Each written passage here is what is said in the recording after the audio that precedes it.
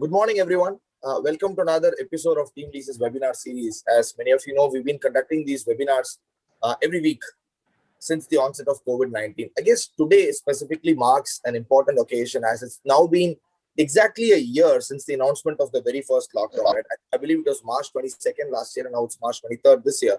So a year on, we seek to look back at how employers regard their most valuable capital, that is human capital. Hence, the topic for today's discussion is elevating the human in human capital.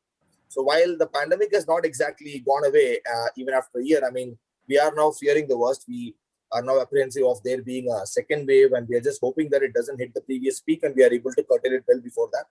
But the reality is that we have now more or less got accustomed to this new order, the new world order, right? And there are several firms which have reorganized themselves accordingly. So hence, we are going to dive deep into how exactly we review or reevaluate human capital within organizations. And to share their thoughts on this, we have with us two eminent leaders from the HR space. Mr. Ravi Razdan, Head of HR and IT with Jyoti Labs, a firm that needs no introduction to us. They own brands like Ujala, Henko, Prill, etc. Ravi has been with them for more than a decade now. He is also a certified blockchain expert. Ravi holds an MMS in systems degree from Mumbai University. He's an HR leader with a pretty unique portfolio, right? I haven't really seen too many leaders heading both HR and IT, that too for a large firm. So welcome to the panel, Mr. Ravi. Thank you, Bala. Secondly, we also have with us Ms. Nishta Saxena, who's the head HR of Global Consumer Products, which is a young FMCG firm which specializes in premium chocolates, and they are funded by Goldman Sachs. Some of their popular brands are Love It, D&D, Samurai, etc. She has in the past worked for firms like Metro Cash and Carry, Columbia Asia Hospitals, etc. She has a degree from IHM Lucknow and also an MBA from ITM. Welcome to the panel, Ms. Nishta. Nishta, I think you froze up. Can you hear us? Yes, I can. Thank you. Okay. All right. So, unfortunately, Mr. Bajrabahu from Eli Lilly, who had confirmed to join us, but unfortunately, he communicated a short while back that owing to some emergency at his end, he'll not be able to make it. We just hope whatever it is that he'll be able to figure it out and there won't be any ramifications for the same. So, first off, I'd like to start off with looking back at what happened in the last 12 months. These 12 months have shown us how critical the physical, mental, financial, and social health of an employee are. Companies are now looking at integrating all these aspects in work itself rather than having separate programs. So how are you looking at these elements within your organization? I'd like to start off with Mr. Ravi on this. So what do you think about this? Yeah, thanks, Bala. Thanks for having me. So to start with, I'll say that first of all, we need to the very important factor is being human. Right, that's a first and foremost important factor. Though not propagating Salman Khan's brand over here, but yeah, that's a very important element that we need to be. Giving certain statistical numbers that if you see, the US out of 4 out of 10 adults complained of depression or anxiety-related symptoms. In Indian Psychiatric Society, the online survey conducted reported around 41% of the people who participated in the survey also reported the same symptoms.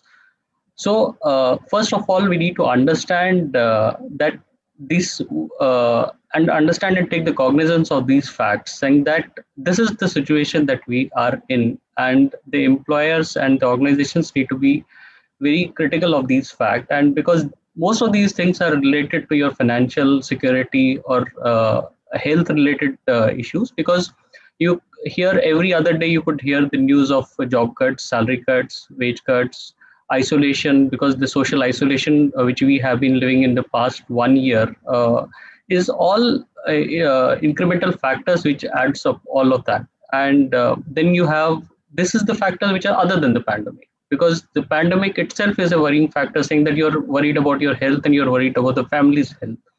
So once we take these facts into understanding, and then we build various structures, various elements towards that.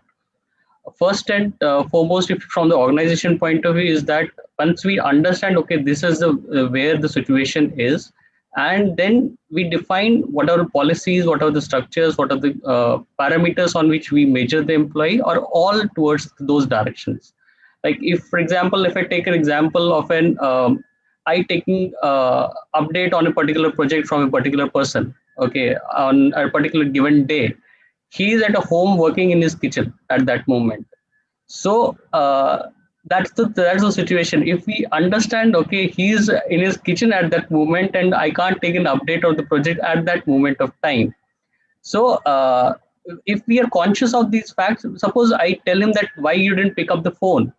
That's a simple one thing, that why you didn't pick up the phone is that any manager would ask a particular person who is he reporting to, because everybody understands that they're working out of the home, they may be enjoying working out of the home, but that's not the truth, that's not the reality which is there. Because your work life balance has completely thinned away, because now you don't shut off your laptops on Sundays, you don't shut off your laptops on Saturdays, so you completely are into that. So the second thing is that the productivity parameters that we measure the employee on, those productivity parameters has to change. Those productivity parameters has to be dependent on the productive, how productive the employee has been, rather than the time he has spent on your work. So coming to the last element of it being, when you are into the pandemic, so you have to help the employees out of the pandemic, and you have to help the employees out of that, which is going beyond your insurance programs. When you go beyond your insurance program, which is the structured insurance program that you had at that time, you need to go beyond that and helping the employee in certain things, giving him the benefit and giving him that level of comfort, saying that it doesn't matter, even if you're not able to work, we are able to take care of it. You are not able to clear the insurance premium, the claim goes beyond the insurance premium, we are there to take care of it. There are certain elements which are softer elements which we need to keep on connected to the employee. Being connected to the employee makes him feel that okay, he's connected to the organization, because at that moment he's not sitting next to you, and everybody is socially apart, sitting socially apart at any point of the time. How do you make them feel connected? How do you make them feel integrated to the company's values, ethos, and company's organization structures? So because when you're sitting next to each other, you feel okay, you're part of it, but when you're sitting away from each other, we need to create certain kind of a mechanism, certain kind of tool, certain kind of collaborations, wherein you feel that yes, you are still a part of the company, you are still engaged with the company. The moment that we bring out those elements, and these are very softer elements, while the work is itself governing all these elements. So we need to make sure that yes, that is the kind of a structure that we give to the employees.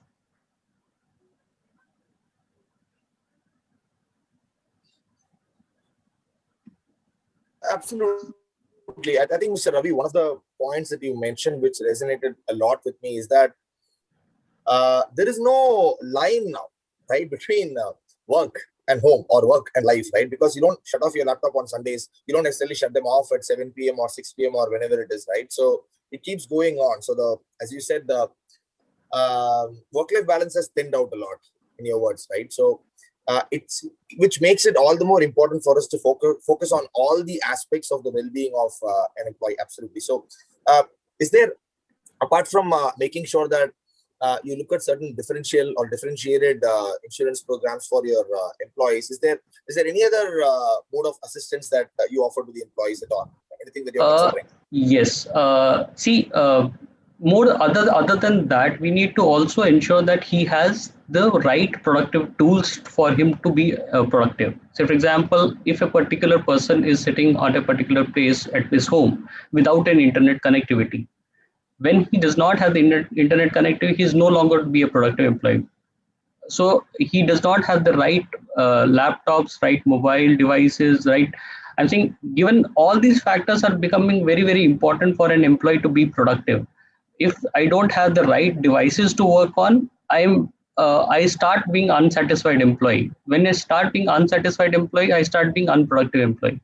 So giving the right platforms to the employee to work on, right tools for the employees to work on, right collaboration platforms for the employees to be collaborative, to be working together.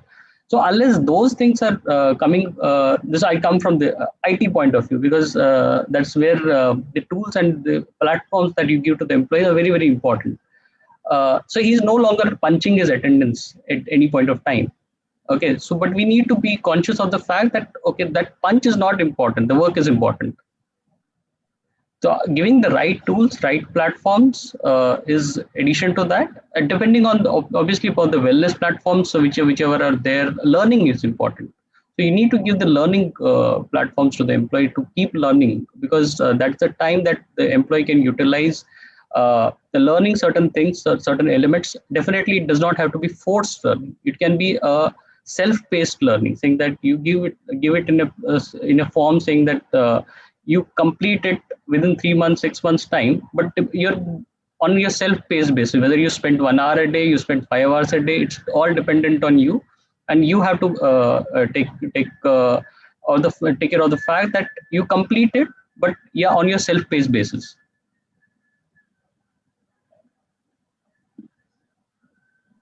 All right, perfect. So, Ms. Nishta, again, same question. So, in the last 1 year, so how do you now look at integrating physical, mental, financial, and social health of an employee in work itself rather than having separate programs? And how are you looking at these elements in your organization specifically? Sure. So I'll go back to the time when all of a sudden the government decided that there is going to be complete lockdown, and like Ravi mentioned that a lot of us have a lot of infrastructure at home, which about 80% of the other workforce really does not have. So ensuring that the right tools and technologies are supported and given to the employees was the first piece. And of course, as it was a learning curve for all of us, unfortunately or fortunately, number of years of experience of working in HR or working in business actually had nothing to do with how you would react to the situation, and everybody was learning on the go. And I remember the first few weeks we were like clueless that what are we supposed to do, how are we supposed to do, how are we going to ensure that everybody has the the right technologies, the support. So the first effort actually was going in ensuring those things. However, as we grew more into the pandemic that was going on, the need for people initially were like, okay, we are sitting at home, we are working from home, the deliverables were getting slipped.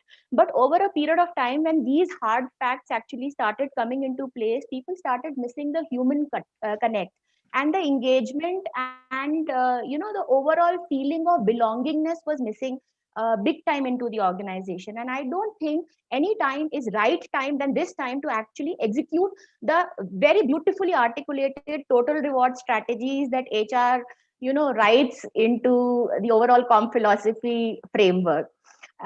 We talk about wellness, we talk about benefits, but this is the time when we actually had to extend those, whether it is the mental wellness, the physical wellness, the financial wellness. And there were a lot of programs that we had to dovetail in order to ensure that people that feel that belongingness with the organization. And being a younger organization, when you work for a larger organizations, you have the bank balance to manage many things for yourself. But being a younger organization, the first most important thing that we had to manage was the stability for everybody in the organization. There are large organizations who had to who laid off people in the name of COVID. And for us, it was a very difficult decision, aligning our stakeholders, aligning our shareholders. I think our CEO did a phenomenal job in ensuring that those communications happened. We did not let any single employee we did not lay off any single employee during pandemic and in the name of pandemic till now. And I think being a younger organization under 500 crore company, it's a big feat in our cap that we ensured that financial security is there. Productivity, of course, was getting into focus. There are organizations for connecting the emotional connect. There are organizations who have gone ahead and done virtual dinings, virtual lunch and learn sessions, There are organizations who have launched the wellness platforms. There are organizations in the FMCG space, as we're talking about, have launched a nanny service fee, because the creches are not working, and for working mothers and parents, it is very difficult to manage the work which is coming into home right now. So those are some of the interventions, or the total reward elements, which have to be incorporated. And as an organization, certainly we are going into that direction. We have created additional COVID fund corpus, so that people have that the employer is standing besides them, and we are in this together. There are additional leaves that we worked for people who have anybody in the COVID piece. So these are some of the elements that we built, so that the confidence of the employee is there, that the organization is standing besides them, and it's not one versus another. And that's wherein, during the pandemic, we are back to our pandemic sales level. Our attrition has been minuscule over the last financial year, which, for our younger companies, I think it's another thing that we are extremely proud of. And we've been able to, explain the is as a concept, which is very important. So yeah, we executed our total reward strategy, is what I'll say. Nice. No, brilliant to hear that. Also, I think it's a great source of inspiration for a lot of us here on the call as well, that being a young FMCG company, and in the world of FMCG, anything under 500 crores is actually not much, So, despite that, right, you've still managed to pull through these 12 months without having to lay off even a single person, and you've still managed to make sure that the financial well-being is well taken care of. I think hats off to the way you've managed this. That itself would have actually given a big boost of confidence to your employees, right? So if that aspect is taken care of, then everything else should fall in place, more or less. Great. Mr. Bajrabahu, I see him on the call, but I don't think it's him. I think somebody else has probably clicked on that link by mistake. So can you guys just take care of this? Thanks. So moving on to the next question, which is, so the other trend which has been oft spoken about in these last 12 months, especially with Gen Z entering the workforce, is flexibility, right? So if it doesn't matter where you work, and if it doesn't matter when you work, right, then you're talking about flexibility, right? So with regards to this, flexible work, flexible career path, flexible staffing, etc. So how are HR teams adapting to these trends? So again, Mr. Ravi, I would like to have your thoughts on this. Sorry. Yeah. See, generally, Gen Z, what we call, or what we refer them as, are also technically referred to as digital natives. Like they start with something which is with the digital space. And so if you see the attributes, what are typical attributes of that segment is that, yes, they are very, very technology savvy. They start with the technology. That's the first thing that they start with. And they're looking at the flexibility. They're looking at cross broader, cross company, cross product, cross thing. All experiences are cross related experiences. But one thing which is also there is that because of being so technologically connected, is one element that they generally miss on is the interpersonal skills. That's something which, because being so technically connected, that's one area that they generally are more weaker in, which we as an organization needs to take care of the fact that how do we bridge that gap? Okay, they're looking at something different. They're looking at flexibility. They're looking at they're young. They're technically savvy, and but this is the element that we have to also take into cognizance. Yes, there is a weaker communication skills, weaker interpersonal skills that it also brings into that. We also need to figure out that yes, they are socially very active. That means social media activities are quite high, and which also makes them your influencers for the others, because they act as influencers when they post something for the company on the social media. The people read it, and it becomes a very tricky situation to be in, saying that yes, they're young, they're 23, 24 years age, 25 years age, and they become your influencers to the other people of the organization or the people who are you're willing to hire in the future. So the entry level jobs typically wherein these people used to come in at typically were the situations wherein those entry level jobs itself need to be modified to an extent. Say, for example, I'll take an example of an typical job, which is a particular analyst coming into the company in at that level. That initial role of the analyst would have been to prepare the data and present that data. Now, because of the technological interventions, that data they don't need to prepare. They need to analyze the data. So your entry level jobs itself will undergo a significant amount of the change, because you're now the parameters that you build for the entry level jobs has to undergo the change. Second thing is, as an organization itself, we need to be technically savvy. I can't have any processes, because that's the first thing that these people look into, the whether how technologically adapt you are as a company. Do you have your processes which are tech enabled? Do you how do you recruit the people? Because when your first touch point is your recruitment, how do you recruit the people? Whether you use the platforms which they want to use for recruitment, or you use your own practices for recruitment. So they're also communicative, because they communicate, and when they communicate, you need to give them the right platforms to voice their views on. Because if you don't give them the right platforms to voice their views on internally, they will voice their views externally, which is going to affect you more. Rather than that, it's better to give them the voice platforms internally and let them do that. Other thing which is very thing is that your training culture, because they are looking at the things which are cross, which I said that you're doing one job at one time, you may want to do second job at some other time. So you want to have the cross enablement.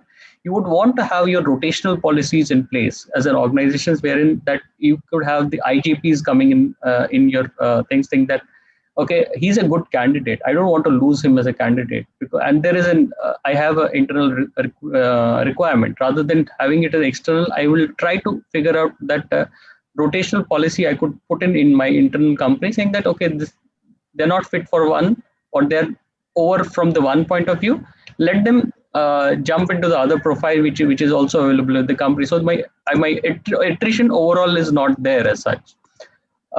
So what you offer it as a perk as to the employee, they, for them, it is a part and parcel of the job.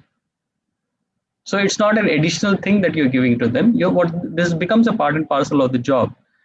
So the opportunities you need to give you need to give the challenges, so that they are challenged at a time, so that those right sets are created. You need to give them the learning. You need to give them the flexibility. You need to give them the options to work, whether you're working from one location or you're working from the other location. Okay, so and there has to be a defined career path that you need to put in place, saying that okay, today you are at this level, you do this.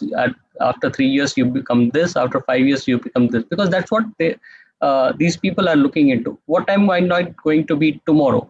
What am I going to be 3 years down the line? What am I going to be 5 years down the line? Retention is definitely going to be a challenge, which we as a company, as an organization, we need to be very, very careful or aware of. Yes, the retention is going to be a challenge, but you definitely need to give the right things in place, put right practices, right policies in place, so that your policies have to be towards more of flexibility and creativity, and helping them jump the ladder, because your corporate ladders itself has shrunk a bit. A lot of because you would take X number of years from you to reach from one position to the higher up. So today the situation is that you can jump. You jump the company, you jump the ladder. So how can you jump the ladders internally, and how can you bridge that gap internally? Is something which any organization, when you looking at the Gen X coming into the organizations, coming into the people, you definitely keep a note of these points. Yeah. I think your answer was a perfect combination of both your IT hat and HR hat. You said that you have to give them the right platform, and you also have to make sure that you show a career path to those people so that they can stick on. Right, retention is a very important aspect. Now the thing is, flexi workforce is good. You can ensure better productivity, the right skill sets matching to the job. But then, as you said, retention of talent and making sure that you have a definitive talent pipeline within your organization for various roles is proving to be a big challenge. So I think that's a valid point. I don't think any of us have the answers to that right now, because this model itself is new in the sense that it's been around, yes, but the way it's gaining traction over the last 1 year is unprecedented. So I don't think any of us have all the answers with us at this point in time. But yeah, perfect. Thank you. So coming back to you, Nishta. So what is your take on the same thing regarding this whole uh, push towards flexibility, right? Flexible work, flexible career paths, flexi staffing, and so on and so forth. Yeah. So how are you adapting to these trends? Yeah, so flexibility for me right now is the biggest inward that we are hearing, and for any organization to actually give flexibility requires a lot of character of trust, which fortunately some of the organizations are tending towards. But if you compare, about I'll still say about 80% of the organizations, still the trust index is low. And that is where the real challenge, in GPTWs and neon habits, it's very good to see that the trust index is high. But if you actually go and talk to the real workforce, the trust index is low, and the organization policies are not yet evolved so much to ensure that that flexible workforce exists. And the Gen Z that we are talking about, they're the newest addition into our workforce. These are the guys who have just come in and ensured that we feel old. And so these are the guys, so the core of these guys, what I have understood of working with them is, they certainly want flexibility, and they don't want to be involved in a full time job, because their risk taking ability is very high. They don't believe in taking debts like how we take debts. We have to have our house, we have to have our car, we want this car, that car, house. They're not involved into those fancy elements. So their risk taking ability is very, very high. They are people, the parents are pretty much like us, so they also don't want their children to do the dirty job. So people, especially the Gen Z that we're talking about, they hop jobs very frequently, and they believe in flexibility. These are the guys who are actually giving gig economy a real life actually in India. However, having said so, these guys are actually for now good only for entry level jobs. As we are growing, I would not like my sales head to be a person who is just coming for 4 hours a day or 3 days a week, right? I would like my sales head to work 7 days a week, because for me, my business turnover is very important. So that's what I'm saying, that these things are very, very important. Plus, they believe in something called as prime productive time, which is not the case with us. For us, if our manager says something has to be done, we will just go ahead and do it. But these guys will say, okay, I will do it. First, tell me why should I do this? Tell me the logic why I should be doing this. How is it connecting to the overall purpose? And I will do it when it is right for me to concentrate and do on it. So deliverables at times go for a toss when you work with these guys. My example, I'm not against young talent. Perfectly aligned to them, but these are some of the challenges that we have. They hop jobs very frequently. They don't want vertical growth, so they don't want to be specialists. These guys are but it has to be done very, very quickly, and it has to be done for making them generalist and not really specialist. Of course, like Ravi mentioned, that from where do we hire these guys? So hiring platforms have to be what they go on. If they are going on Insta, or if they are going on Twitters, those are the places maybe we have to get into and hire these guys. And of course, employer branding element is very, very important. If they don't believe, these guys will criticize at a drop of the hat. So open communication with them, which is very real time, is something which is going to engage them. So engagement of these guys have to be very, very, I will say, from an HR angle, you have to be very nimble footed while working with these guys. So this is what my understanding of working with them. Right. So, Nishta, looks like you are not fully sold on this whole flexi staffing or flexi workforce model. That's what I'm hearing, right? Not really. I am, however, for certain, okay, not every role can be a flexible role. For Hmm. example, if I am a manufacturing setup, I cannot have my, shift engineer work flexible, or I cannot have my machine operator work flexible. So there are roles which can operate flexibly. There are roles which cannot operate flexibly. And as an HR organization, as a business, we have to be very clear for what are we getting in at what level. HR, for sure, I believe that can be a flexible role. Maybe HR as a function can become a gig role in the future. Maybe we don't need HR heads to run businesses. We need the line managers, because they work as line HRs. But flexibility is not there for every role. Sales guy who goes into the market, I cannot have flexible working for him, because he has to go those 40 shops or 40 50 shops every day to ensure that sale happens. So flexi role exists, but there is a very small, I will say, in the overall scheme of things, there is a small area where we can focus on. Not everything can be flexible.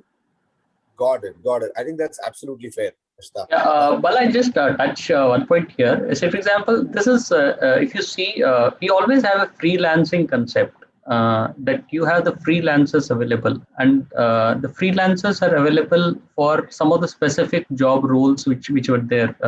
Like for example, IT, you have a freelancer making you give a project to him, he does the project and give it back to you. For media and marketing, you had certain who can give you creatives, and sometime you give the brief to him and they give you the creatives back. So I agree with Nisha that all roles cannot have the flexibility. But you have specific requirements, specific job requirements, specific job needs, which could go into the flexibility.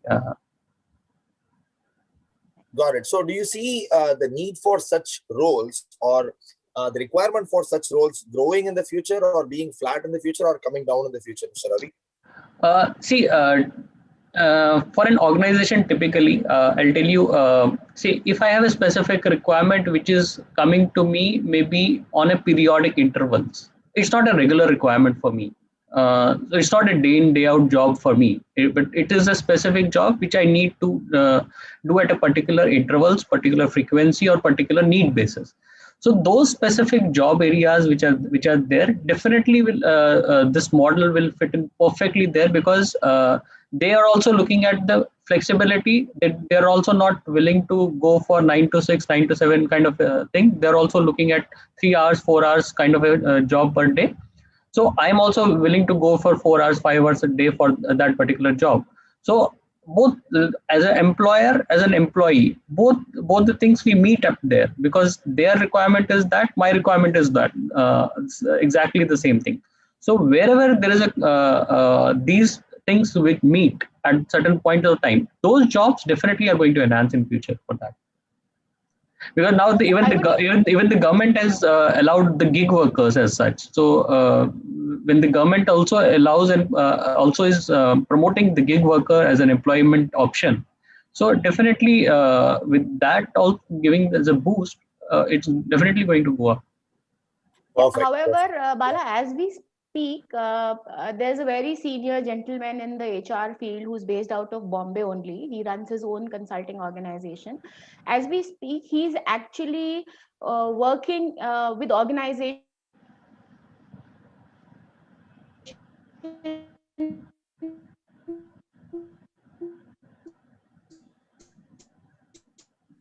Nishta, we are who losing you. We're not have able to hear you clearly. CXOs at at gig. Can you hear Uh, me? no, Nishta, we lost you there for a few seconds in between. Could you Sure, repeat what you said? I think we sure. lost you after you said there is this person based out of Mumbai. He's a very senior HR person. He's a consultant, and then we couldn't hear anything after that. Right. So he's actually, this gentleman is actually, enabling organizations or expressing the need for the organizations or showing them the career path that even a gig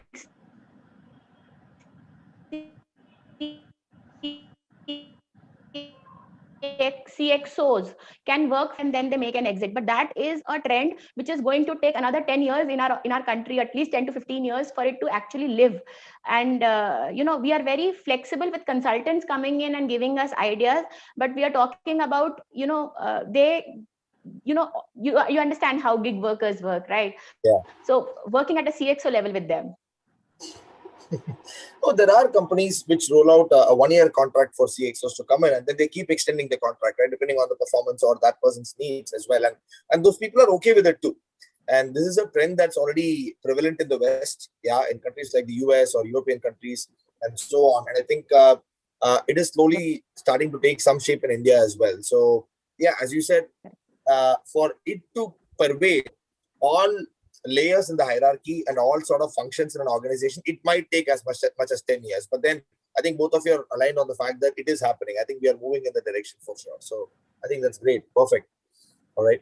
So moving on, I think the next question would be right up your wheelhouse, Mr. Ravi, because it's a combination of HR and IT, I would say. So with the increasing digitization and digitalization, we are going to see an influx of workforce-related data, and the role of HR analytics is going to increase substantially. So how do you think HR leaders are looking to use HR analytics to manage workforce of the future? How would you leverage it? Because now you're at a vantage point where you had both functions. So how are you looking at utilizing this for that? See, HR as a function traditionally has been generating a lot of data, whether it is related to recruitment, whether it's related to attrition, whether it's related to your payrolls. HR as a function has been generating a lot of data.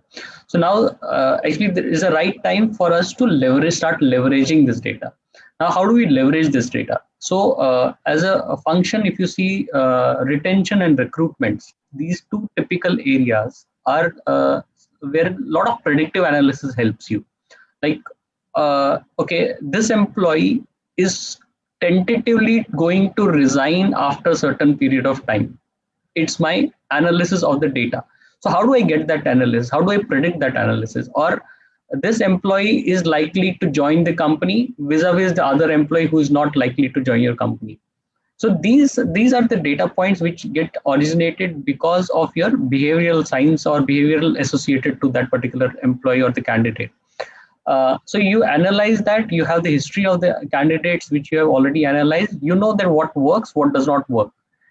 So you know that, okay, probability of X candidate joining is high vis-a-vis the other candidate is low, even though you would have liked the reverse one. Okay. So that recruitment retention is the two typical areas wherein a lot of predictive analysis is going to come in place. You make better, because you have a lot of data coming in, you make a lot of analysis, you make better hiring decisions. Like same example, if I take there X is high probability to join vis-a-vis Y, I may tend to go with X because his probability to join is high. So in that scenario, I may make a better decision of hiring. The second thing is, if this candidate joins me, he is going to be in the company maybe for a bit longer than this company, the other candidate, because his past history says that he has been residing in the company. His behavioral analysis also matches my company behavioral pattern of my employees. So I know that, okay, because of this match, this possibility of he being for a longer period of time is also there. So I definitely it impacts my hiring decisions. And if I don't see a candidate who is joining me today and leaving after a year, so I may have a better retention for the employees that I hire. There is a lot of thing which is going on productivity.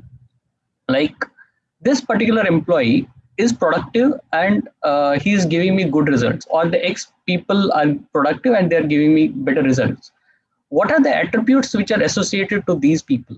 Okay, so what is the time that he spent, like for example, if I take for a sales point of view, what is the time that he spends in the market, what is the brand that he sells, what is the SKUs that he sells, which geographies does he work on, what are the distributors, kind of distributors that he's working on. So because of that thing, I map my rest of the other employees. Okay, I see, okay, he is productive because he is doing this task, vis-a-vis the others who are not following these elements. So I make my non-productive workforce into productive workforce by doing using the analytics which is running behind each and every employee. I know that, okay, this works, this does not work.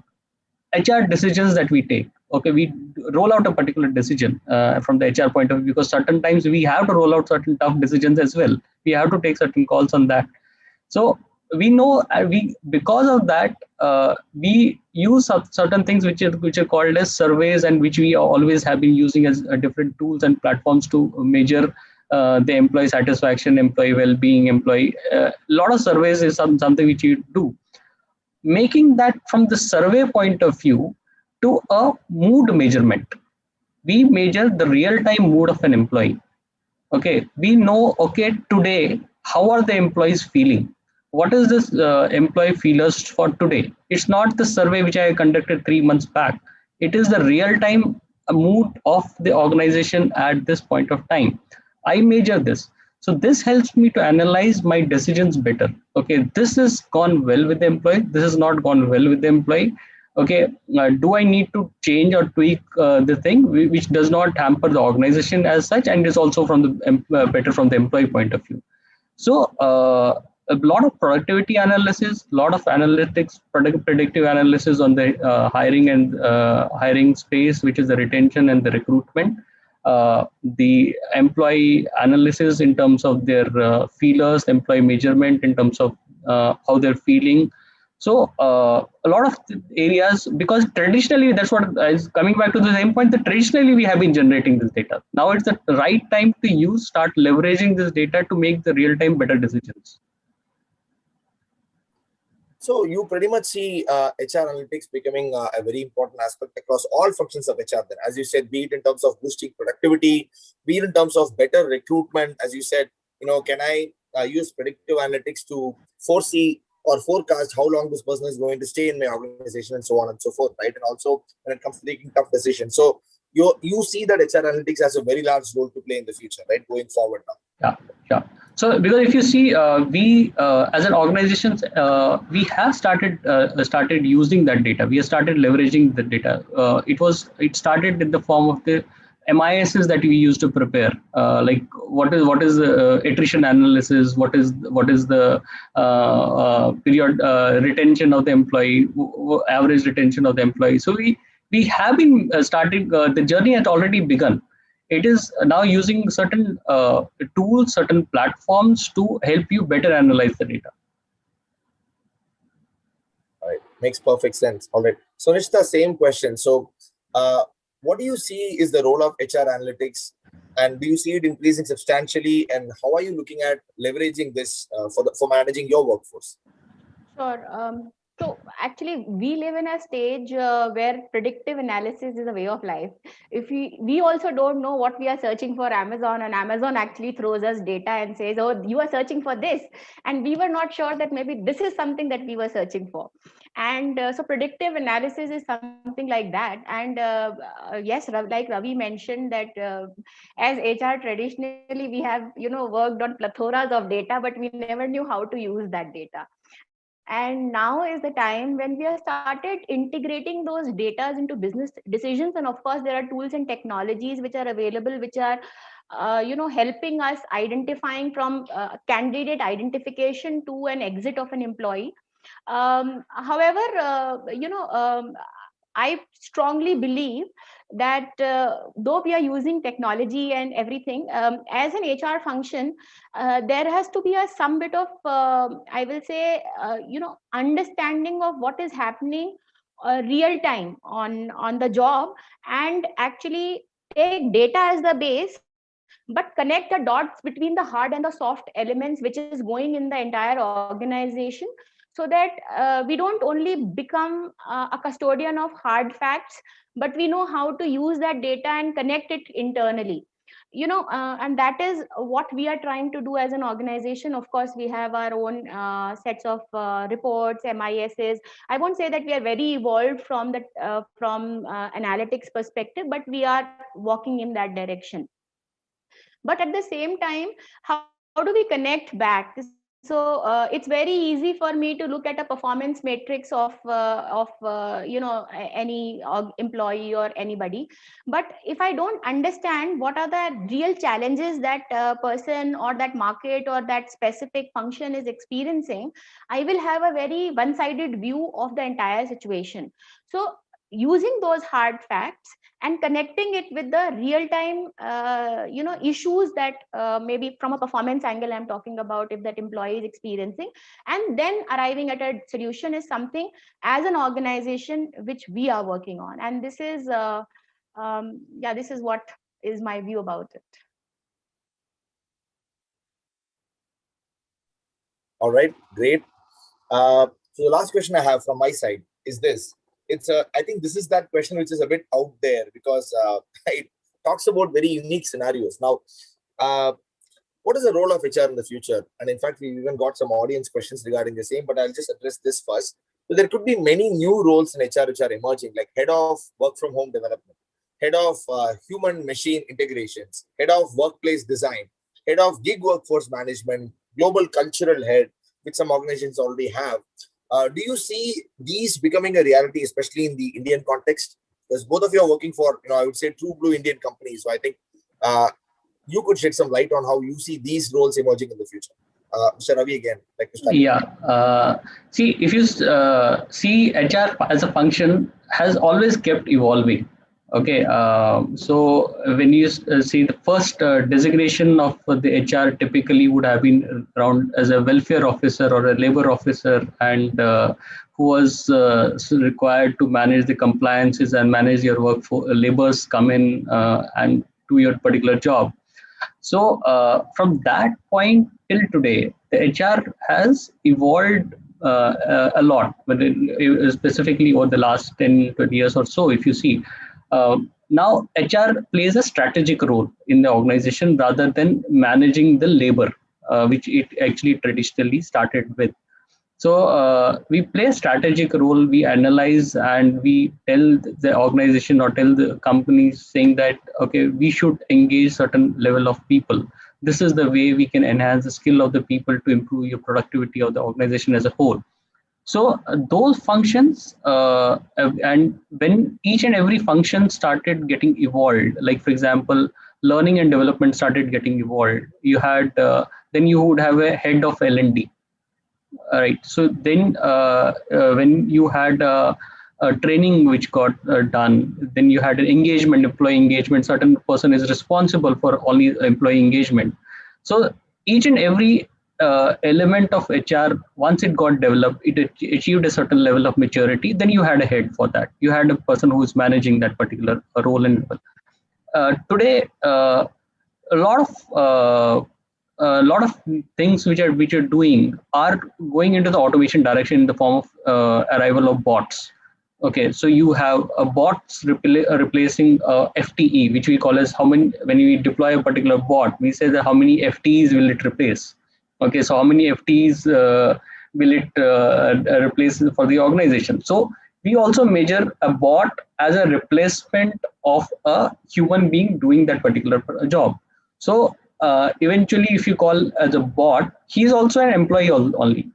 So he will, though his rule sets are different, his regulations are different, but he's doing the work that an employee used to do for you at some point of time.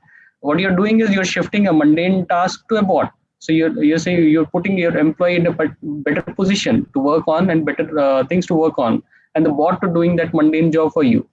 So, how much role the bot will have, how much role the employee will have? Definitely, HR as a function will need to take care of all these elements. And definitely see somebody heading that the bot as a role from the HR point of view going forward, saying that how many bots you can deploy in your function. So there has to be a right. Then we always talk about the gender mix, saying that there has to be a right gender balance. So in going forward, we may have a proper balance between the machine and the human in your department. So somebody managing that. So flexibility, coming to the flexibility part of it, definitely work from home definitely is not going to go away, because as an organization, typically, if you say, a lot of organizations never had a work from home as a philosophy, as a culture. So now, going forward, definitely work from home is going to be a reality. It's not saying that it is once the pandemic is over, the work from home is going to die down. It's not going to die down it any further. So it's going to continue as a philosophy, as a practice. You may have certain days of work from home, but definitely no organization is going to live without the work from home going future as such. So not very sure when this designations could become a reality, but I can always see that yes, it is going towards that direction, wherein you may have that, because continuing from the HR trends, when you HR as a function started, nobody knew that L&D head is going to be a reality. So taking the similar facts into this, you never know that what is going to be reality from the HR point of view, which new roles are going to originate from the HR point of view. So honestly, great answer. As you said, from managing ER, IR back, I would say, in 1950s or so, post independence, and to now where HR function spans across multiple functions like recruitment, managing productivity, L&D head, etc. Right? So you never know where it's going to go. But do you think maybe not these specific designations, but do you think some existing people will also double up and perform these roles as well in the immediate future?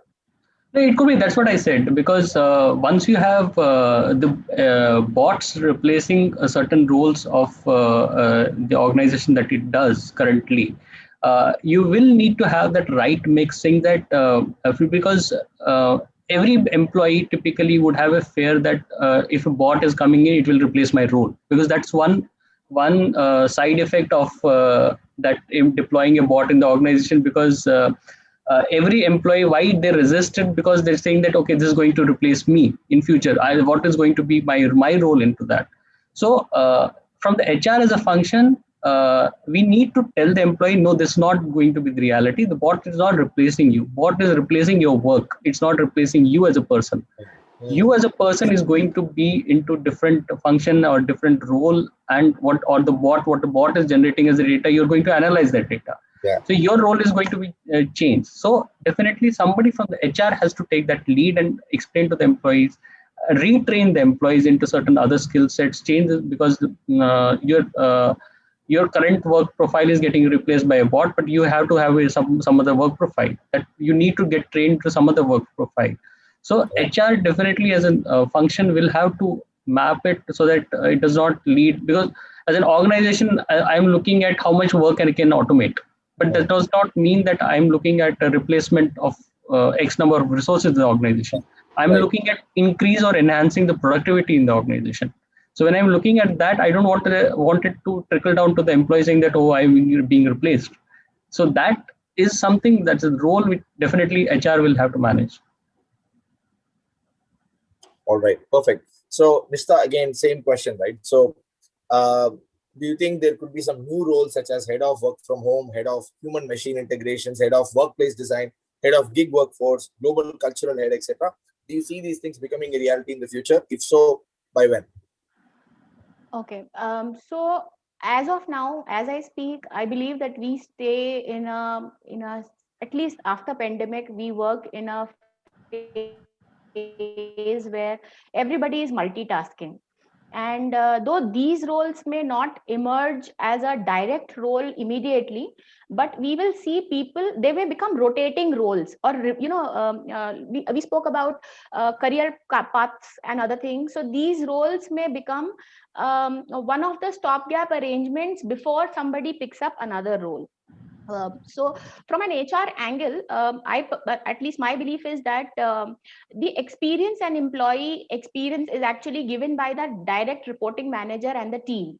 And it is very important that these guys who are people manager actually double up and pick these roles instead of any dedicated person being responsible for these roles. And that is what has to be trained by the, I will not say only HR, but the entire leadership team of the organization, that employee experience is an outcome of what manager and the team behaves with the employee. So these roles may become a reality for sure, but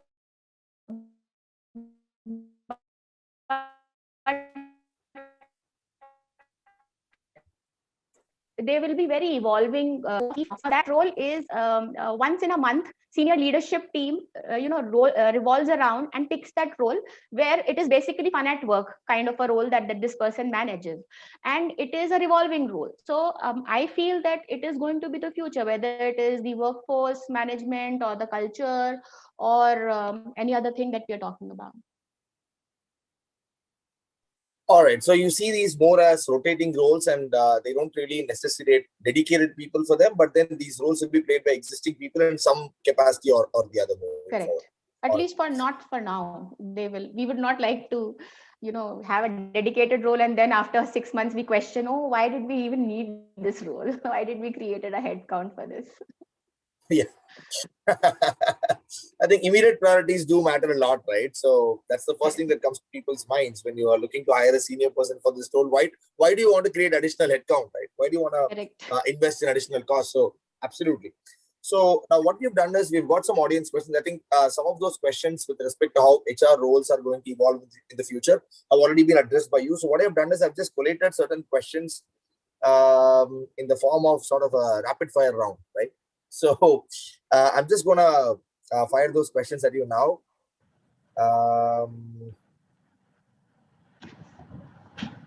Okay, so I'll start with you, Mishta, this time. When do we go back to pre-COVID levels of growth in this country? 2 quarters, 3 quarters, longer? Longer. Okay. For and sure. How longer? How much longer? It depends on industries, actually. Certain industries will come back very quickly. There are certain industries which will take a lot of time. Certain industries have seen phenomenal growth, unheard growth during pandemic itself. So it's very industry specific question. Okay, perfect. Because of the increase in automation, increase in a push towards flexi workforce and all that, right? Do you think there will be lesser jobs in this country in the next 12 months? No. The jobs, this is to me or Nishta? No, Ravi, please go ahead.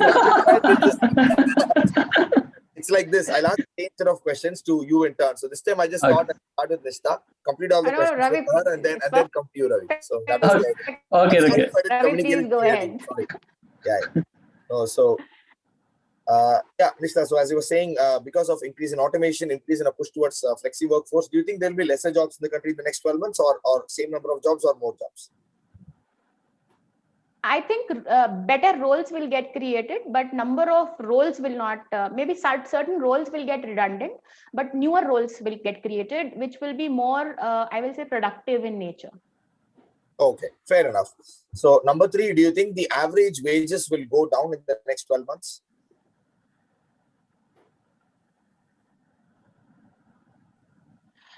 It's a government decides to do that, but I think considering how, again, very industry specific question, but considering the Atmanirbhar Abhiyan and the vocal for local piece that we are talking about, I think as a country we would like to position ourselves as a cost effective ground for FDI to bring investment. So yes, I don't think that the cost of wages will go substantially high. Okay. All right. Fair enough. So do you think going forward, organizations will have an antibiotic reaction to any arrangements that is permanent in nature? For example, permanent office lease, a permanent employees, fixed compensation, and so on and so forth, or no? Yes, so sorry again here, but I feel that India as a country has a very little. The trust index is very low. So for now, as we are talking, yes, we are declaring work from home, and everybody is talking good, good, good. But there are companies who are experiencing productivity issues. As we speak, IT companies which have the first level hand of working on flexible workforce or give flexibility to their employees are still not able to decide when to call their employees back to office, because then nobody wants to be the first person in the industry to announce the bad news. And that is something which for now will stay for some time. However, over a period of time when the productivity will start falling in, and that point in time we will come back to normal, and that will happen maximum in a year and a half or two. Okay. All right. Last question in this rapid fire round. So, do you think in your business, in your company, there will be a certain percentage of employees who will permanently work from home? And if so, what is that percentage? I don't think, because being a younger organization, you work for two people or three people at a go, and you fill in for two, three people simultaneously. So, and also being a younger organization, it's a conscious call by us that if our sales team is in the market, our manufacturing team is in the manufacturing unit, then in corporate office and the regional offices, we still have controlled environment, and we should, and for the overall camaraderie of the organization, it is very important that all of us come and continue to work from office. Right, right. Okay. All right. Thank you so much, Nishta. So I'm just going to Ravi right now. Again, same set of questions in the rapid fire. So when do you think we'll go back to pre-COVID levels of growth in India? Is it 2 quarters away, 3 quarters away, or longer? If it's longer than that, then how long? Yeah, I'll go with Nishta's answer there exactly as that, because it's very very industry specific. Like we as an organization, we are already at that levels, and typically with regard to the service industry, like for example hotels or these people, definitely it's going to be a much longer turnaround time in terms of coming back to the growth levels. Okay, perfect. Would there be lesser jobs in India in the next 12 months? Again, because of the increase in automation, increase in a push towards flexi workforce and all that? No, the number of jobs will not go down. The number of jobs will always keep on rising. But the only thing what will change is in terms of the nature of job. So Right. your nature of job could go change. Like for example, I already mentioned like mundane jobs could go to the bots and they could automate, whereas there could be specific analytical other jobs which will come. All right, fair enough. So do you think the average wages will go down in the next 12 months? Not really, because the wages have always gone up as such. Because if you see that every state announces minimum wage revision for Yeah. all the employees, so I Goes up. don't. It's always up. It never goes down. So I never see that the wage is going down. All right. Do you think organizations will have an antibiotic reaction to any arrangement which is of a permanent nature, be it in terms of permanent or fixed office lease, permanent employees, and so on? Yeah, so it could be. See, everybody is a bit apprehensive of what is going to be in the future, because now pandemic has taught us that we can't fully estimate what is going to come in, because nobody thought that we will be sitting at home for a 1 year time. So it was out of the question at all. So never thought and never imagined that to be a situation. So uh, everybody is going to be taking a bit of cautious approach, like for example in terms of very long lease, like for example typically uh, if you see IT companies typically would have a very long lease in terms of their buildings which they would have across the cities, and large buildings that they would have. Now it's going to come down in terms of that, and we're going to take an apprehensive approach. All right. Okay. So, say, last but not the least, I would like to ask you this as well, as to do you really think in your business there will be a certain percentage of employees who will permanently work from home, and if so, what is that percent? Not really. It's not going to happen permanently work from home, because see, we also have realized the one fact is that work from home was a luxury pre-COVID. And it was like, oh, he's having a work from home, and he was very happy with that. Okay, I have 2 days of work from home. Today, if you ask that same question to anybody, it's not a luxury anymore. Nobody wants to work from home full time. People want to come to office, and people want to work from office.